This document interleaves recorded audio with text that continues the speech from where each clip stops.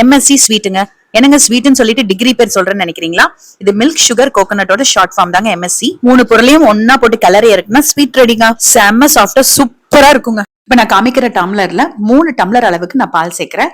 எப்பவுமே ஸ்வீட் பண்றதுக்கு காய்ச்சின பால் எடுத்துக்கோங்க. ஆறி இருந்தாலும் சூடா இருந்தாலும் பரவாயில்ல, பட் காய்ச்சினதை எடுத்துக்கோங்க. தேங்காய் துருவல் நமக்கு 2 டம்ளர் வேணும். நான் என்ன பண்ணிருக்கேன்னா தேங்காவை வந்து அப்படியே கீத்து மாதிரி போட்டுட்டு அது தோலெல்லாம் எடுத்துட்டு மிக்சியில பொடிச்சு வச்சிருக்கேன். நீங்க துருவியும் எடுத்துக்கலாம். கருப்பு அதிகம் இல்லாம எடுத்துக்கோங்க.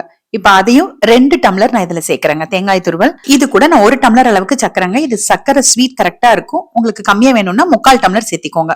அடுப்பு ஹை ஃபிளேம்ல வச்சுட்டு கலந்து விட்டுட்டு கொதிக்க விட்டுருங்க. அப்பப்ப மட்டும் கலந்து விட்டுட்டு ஹை ஃபிளேம்ல வச்சிருங்க. கொஞ்சம் பால் வத்தட்டும். நான் இன்னைக்கு ஒயிட் சுகர் சேர்த்திருக்கேங்க. நீங்க பிரவுன் சுகர் சேர்த்திக்கலாம். கரும்பு சக்கரை இல்லைன்னா வெல்லம் கருப்பட்டி சேர்த்தினீங்கன்னா பால் தெரிஞ்சிரும். பாருங்க நல்லா பால் வத்தி கொஞ்சம் கெட்டி ஆயிருக்கு. நான் எப்பவுமே ஸ்வீட் செய்யறதுக்கு இந்த நான்ஸ்டிக் பேன் தான் நான் எடுத்துக்கிறேன். நீங்க அடிகனமான கடாய் வேணும்னாலும் எடுத்துக்கோங்க. பாருங்க நல்லா சுண்டி வந்துருச்சு.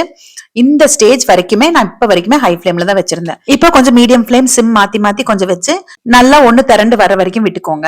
இப்ப இந்த ஸ்டேஜ்ல இன்னும் ஒரு 2 நிமிஷம் நல்லா கலந்து விட்டீங்க அப்படின்னா பாருங்க இந்த மாதிரி நல்லா எல்லாமே ஒண்ணு சேர்ந்துருச்சு. இப்ப இது நான் 3 டம்ளர் பால் 2 டம்ளர் தேங்காய் 1 டம்ளர் சக்கரை எடுத்திருக்கேங்க. நீங்க இன்னும் ப்ரொபோர்ஷன் மாத்தி கூட எடுத்துக்கலாம். 3 டம்ளர் பால் 3 டம்ளர் தேங்காய் துருவல் 1 டம்ளர் சக்கரை கூட எடுத்துக்கலாம். நல்லா இருக்கும். இதுக்கு இதுதான் எக்ஸாக்ட் ப்ரொபோர்ஷன் அப்படிங்கிறது எதுவும் கிடையாதுங்க. நம்ம இஷ்டத்துக்கு மாத்திக்கலாம். அவ்வளவுதான், நமக்கு ஸ்வீட் ரெடி ஆயிருச்சு. நெய் தடவி வச்சிருந்த பிளேட்ல நான் கொட்டிக்கிறேன். நான் இன்னைக்கு ஏலக்காய் சேர்க்கல, ஏன்னா இந்த பிளேவரே பாத்தீங்கன்னா ரொம்ப நல்லா இருக்கும். இது பால்கோவாவும் தேங்காய் பருப்பையும் கலந்து ஒரு ஃபியூஷன் ஸ்வீட் மாதிரி இருக்குங்க. நான் 1 2 3 4 பர்ஃபி வீடியோ போட்டிருந்தப்பவே எனக்கு கூட ஒர்க் பண்றவங்க எனக்கு கால் பண்ணி சொன்னாங்க, இந்த மாதிரி கூட ஒரு ஸ்வீட் இருக்கு அப்படின்னு சொல்லிட்டு. நான் ட்ரை பண்ண ரொம்ப நல்லா இருந்தது. இது பாத்தீங்கன்னா ரொம்ப சிம்பிளா பண்ணிடலாம். நினைச்ச உடனே நமக்கு எப்படியும் தேங்காய் வீட்டுல இருக்கும், பால் வீட்டுல இருக்கும், அதை வச்சு ஒரு ஸ்வீட் பண்ணிடலாம். நீங்க தட்டுல போட்டுட்டு நல்லா லெவல் பண்ணிட்டு ஒரு 1 மணி நேரம் கழிச்சு லைட்டா ஸ்பிளிட் பண்ணி விட்டுருங்க.